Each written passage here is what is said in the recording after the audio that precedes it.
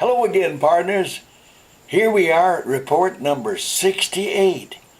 And this time we're going to salute a man who played a huge part in the American space program. You know, I'll bet you if you ask 1,000 people on a street corner who he was, you wouldn't find anyone who remembers him at all. The race into space actually began on the windy afternoon of December 17th, 1903. What? Yeah, partners, on that day, Orville Wright piloted the first powered and controlled airplane 20 feet above a wind-swept beach in North Carolina. Golly.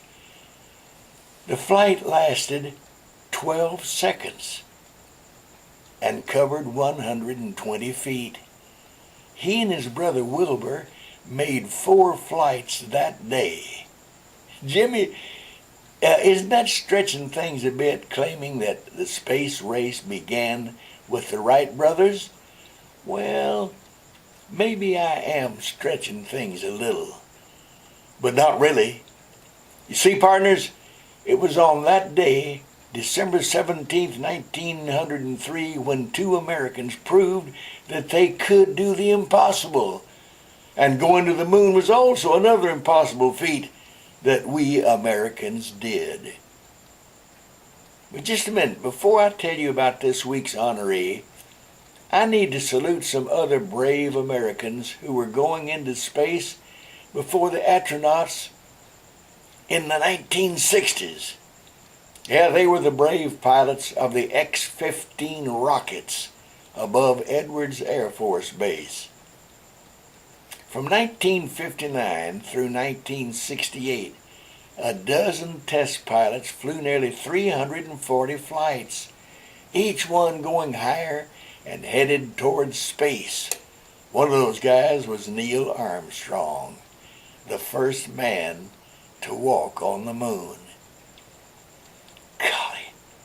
Early in 1960, the Air Force sent for a pilot named Colonel Joseph Kittinger.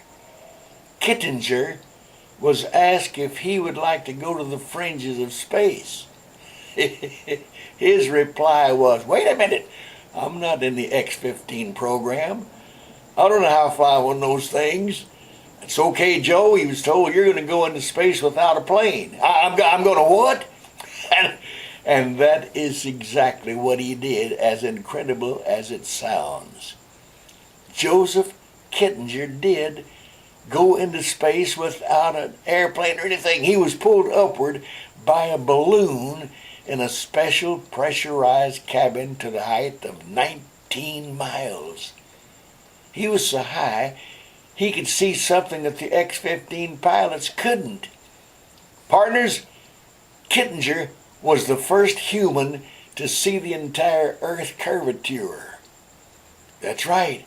Imagine he could look left and right, and underneath him he saw the globe of the Earth. So, gathering all of his strength, he turned on this life support to this great big old heavy spacesuit he was wearing, and he opened the hatch and stepped out. Joseph Kittinger personally learned what near space was all about. With no X-15 rocket, he was free falling toward Earth, talking to the ground controllers and monitoring his health signs. Kittinger remained in free fall mode for nearly 5 minutes. Think of that, falling in space 5 minutes.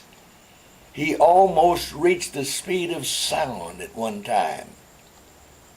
Now finally, pulling his parachute cord, he landed safely on Earth. Joseph Kittinger had literally fallen from space.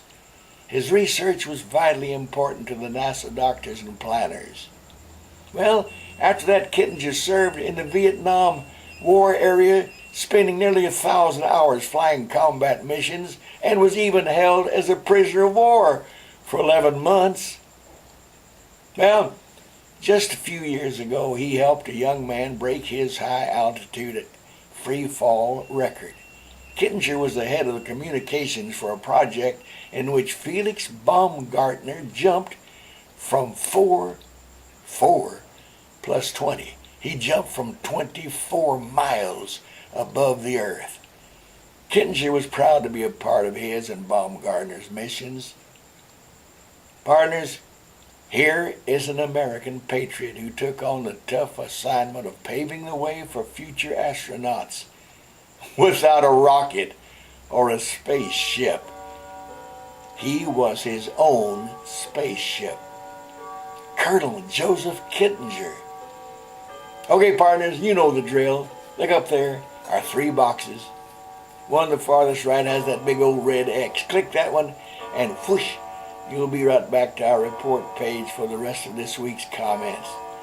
Boy, our weekly reports are getting better and better. Dennis tells me that there are plenty of great stories for you to hear. So, get ready. At 95, I found it more fun than ever talking to you like this every day with our videos. I love you guys. Love you so much. Go get 'em, Tigers!